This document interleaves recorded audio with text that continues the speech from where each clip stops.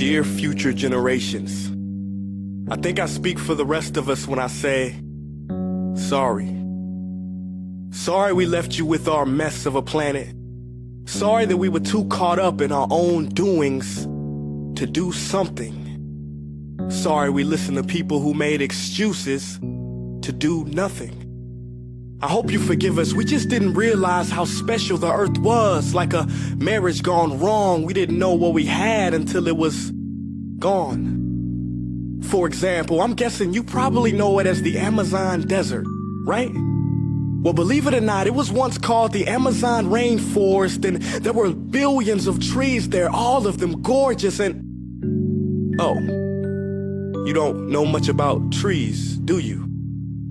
Well, let me tell you, trees are amazing. I mean, we literally breathe the air they are creating. They clean up our pollution, our carbon. They store and purify water, give us medicine that cures our diseases, food that feeds us, which is why I'm so sorry to tell you that we burn them down.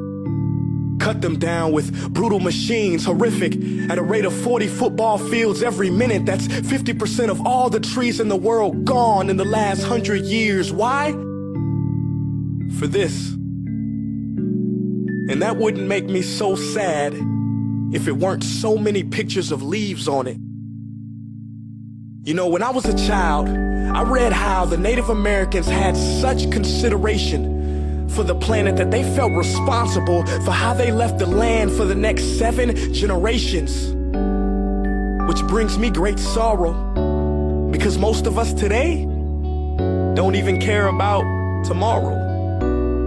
So I'm sorry. I'm sorry that we put profit above people, greed above need, the rule of gold above the golden rule. I'm sorry we use nature as a credit card with no spending limit, overdrafting animals to extinction, stealing your chance to ever see their uniqueness or become friends with them. Sorry we poison the ocean so much that you can't even swim in them. But most of all, I'm sorry about our mindset, 'cause we had the nerve to call this destruction progress.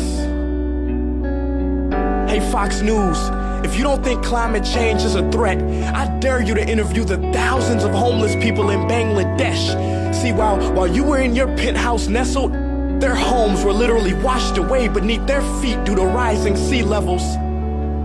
And Sarah Palin, you said that you love the smell of fossil fuels. Well, I urge you to talk to the kids of Beijing who are forced to wear pollution masks just to go to school. See, you can ignore this, but the thing about truth is, it can be denied, not avoided. So I'm sorry, future generations. I'm sorry that our footprint became a sinkhole and not a garden. I'm sorry that we paid so much attention to ISIS and very little to how fast the ice is melting in the Arctic. I'm sorry we doomed you, and I'm sorry we couldn't find another planet in time to move to. You know what? Cut the beat. I'm not sorry. This future, I do not accept it, because an error does not become a mistake until you refuse to correct it. We can redirect this. How? Let me suggest that if a farmer sees a tree that is unhealthy, they don't look at the branches to diagnose it, they look at the root.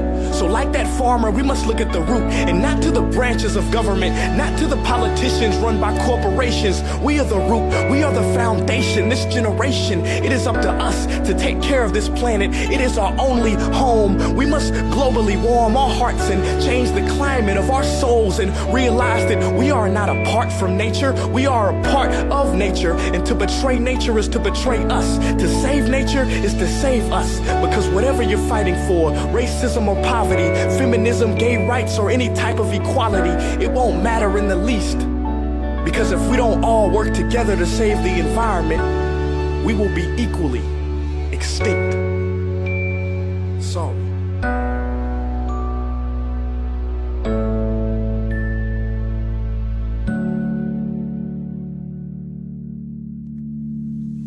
Hey guys, for the past several weeks, I've been here in Africa, the heart of Africa, witnessing the horrific destruction of the rainforest, which inspired me to write this piece.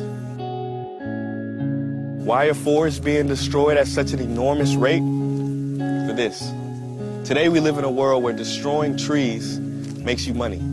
So what can we, normal people, do about it?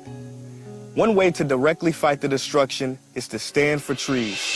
By standing for trees, not only can you save the lives of trees, help forest communities, and protect the rights of animals to live in their homes, but you will also balance the amount of pollution that you yourself give off with your everyday activities, making you a part of the solution and not the problem.